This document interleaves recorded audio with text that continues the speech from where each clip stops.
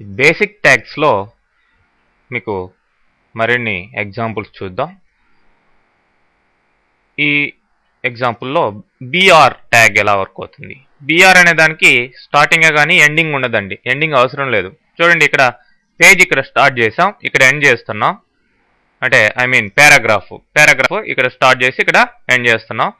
మరి ఇక్కడ మధ్యలో to break lines in a paragraph use the BR tag something రాసాం అనమాట. సమ్ లైన్ రాసాం. మరి ఇక్కడ బిఆర్ వాడాను, మధ్యలో ఇక్కడ బిఆర్ వాడాను, ఇక్కడ బిఆర్, ఇక్కడ బిఆర్. ఇక్కడ ఎక్కడైతే బిఆర్ వాడానో అక్కడ నెక్స్ట్ లైన్లోకి వస్తుంది. అంటే టు బ్రేక్ తర్వాత లైన్స్, ఇట్లా లైన్ బై లైన్ వస్తుంది అనమాట. మరి ఇది ఎలా వర్క్ అవుతుంది అనేది మనం ఇంటర్నెట్ ఎక్స్ప్లోరర్ ద్వారా చూద్దాం.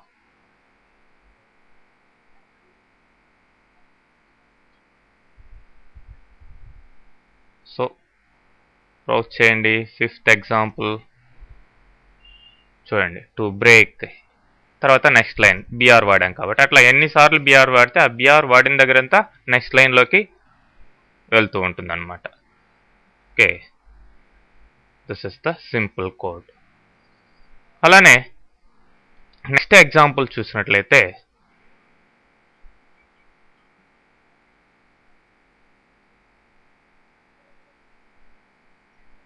మీకు ఇక్కడ కామెంట్స్ ఎలా వాడాలి అనేది చూపించడం జరిగింది.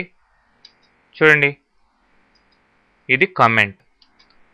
Less than exclamatory symbol dash dash ఇచ్చి తర్వాత మీరు ఏ మ్యాటర్ అయితే రాస్తారో ఇవంతా కూడా కామెంట్ అనమాట. లాస్ట్లో మీరు మళ్ళీ dash dash greater than symbol ఇస్తే ఈ మధ్యలో ఉన్నదంతా కామెంట్ లేదంటే రిమార్క్ అనుకుంటుంది అనమాట. సో ఇది ఈ వెబ్ పేజ్లో ప్రింట్ కాలేదు చూడండి. సో ఇంకా ఏమైనా టైప్ చేయండి ఈ మధ్యలో మీరు, that will not print in the document, web document. Okay, so ఇది మాత్రం ప్రింట్ అవుతుంది. ఆ విధంగా కామెంట్ మీరు ఎక్కడ కావాలనుకుంటే అక్కడ ఈ ట్యాగ్ని యూజ్ చేసి ప్లేస్ చేసుకోవచ్చు. సో ఇప్పుడు ఎక్స్ట్రాగా సంథింగ్ యాడ్ చేసాం, రిఫ్రెష్ చేయండి, అదేమీ ఇక్కడ కనిపించదు. ఓకే, ఆ విధంగా కామెంట్స్ మీరు less than exclamatory dash dash వాటిని యూజ్ చేసి కామెంట్స్ మీ డాక్యుమెంట్లో ప్లేస్ చేసుకోవచ్చు. మీ రిఫరెన్స్ కోసమే మీ కామెంట్స్ పెట్టుకోవాల్సిన అవసరం ఉంటుంది. తర్వాత ఎగ్జాంపుల్లో చూసినట్లయితే హెచ్ఆర్ ట్యాగ్ని ఎలా వాడాలి చూడండి. ఇక్కడ ఫస్ట్ ఒక పారాగ్రాఫ్ స్టార్ట్ చేసాం, ఇది ఒక పారాగ్రాఫ్. తర్వాత హెచ్ఆర్ వాడాం. హెచ్ఆర్ లైన్ వచ్చిందా, హారిజాంటల్ రోలర్ వచ్చింది. తర్వాత మళ్ళీ ఇంకొక పారాగ్రాఫ్ ఇచ్చాం, మళ్ళీ హెచ్ఆర్, మళ్ళీ పారాగ్రాఫ్ ఇచ్చాం, మళ్ళీ హెచ్ఆర్, మళ్ళీ లాస్ట్లో పారాగ్రాఫ్ ఇచ్చాం. సో ఇక్కడ 3 times హెచ్ఆర్ ట్యాగ్ని వాడాం. మరి 3 times మీకు ఇక్కడ ఈ లైన్స్ రావడం జరిగింది. ఎక్కడ మీకు లైన్ కావాలో అక్కడ హెచ్ఆర్ ట్యాగ్ని యూజ్ చేయాలి. హెచ్ఆర్ ట్యాగ్కి కూడా స్టార్టింగ్ ఉంటుంది కానీ ఎండింగ్ అవసరం లేదనమాట. ఓకే, అలానే నెక్స్ట్ ఎగ్జాంపుల్ చూసినట్లయితే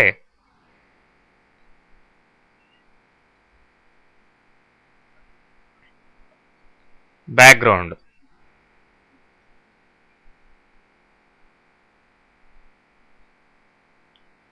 కలర్ బ్యాక్గ్రౌండ్ పీజీ కలర్ అని ఇచ్చి దానికి బ్యాక్గ్రౌండ్ పెట్టాం.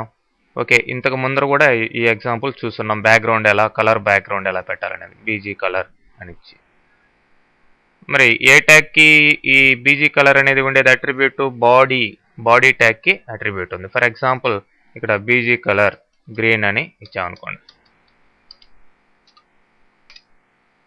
సో రిఫ్రెష్ చేయండి, గ్రీన్ కలర్లోకి చేంజ్ అవుతుంది. అలానే నెక్స్ట్ ఎగ్జాంపుల్లో మీరు బ్యాక్గ్రౌండ్ కలర్ కాకుండా బ్యాక్గ్రౌండ్ పిక్చర్ ఎలా పెట్టాలి అనేది చూపించడం జరిగింది. ఇక్కడ బ్యాక్గ్రౌండ్ పిక్చర్ ఇచ్చేదానికి బీజీ కలర్ కాకుండా బ్యాక్గ్రౌండ్ అనే అట్రిబ్యూట్ని బాడీ ట్యాగ్కి వాడాలి. బ్యాక్గ్రౌండ్ అని ఇచ్చి మీ ఈ ఫైల్ సపోజ్ ఇక్కడ దీని పేరు 9.html అని ఇచ్చున్నాం.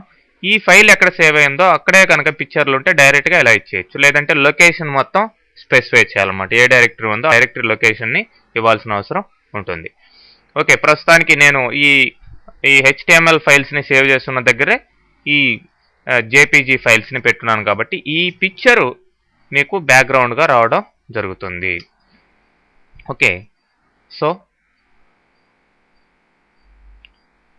cat1.jpg అనేది బ్యాక్గ్రౌండ్గా వచ్చింది చూడండి. సో పిక్చర్ కనుక చిన్నదైతే ఇట్లా డిఫరెంట్ పిక్చర్స్గా మళ్ళీ రిపీట్ అవుతూ వస్తాయన్నమాట, ఆ పేజ్ మొత్తం కవర్ అయ్యేటట్లుగా. So BG colour attribute colour ఇస్తుంది. బ్యాక్గ్రౌండ్ అనే అట్రిబ్యూట్ బ్యాక్గ్రౌండ్ పిక్చర్ని సెట్ చేసేదానికి ఉపయోగపడుతుంది. సో ఈ విధంగా మీరు బేసిక్ HTML ట్యాగ్స్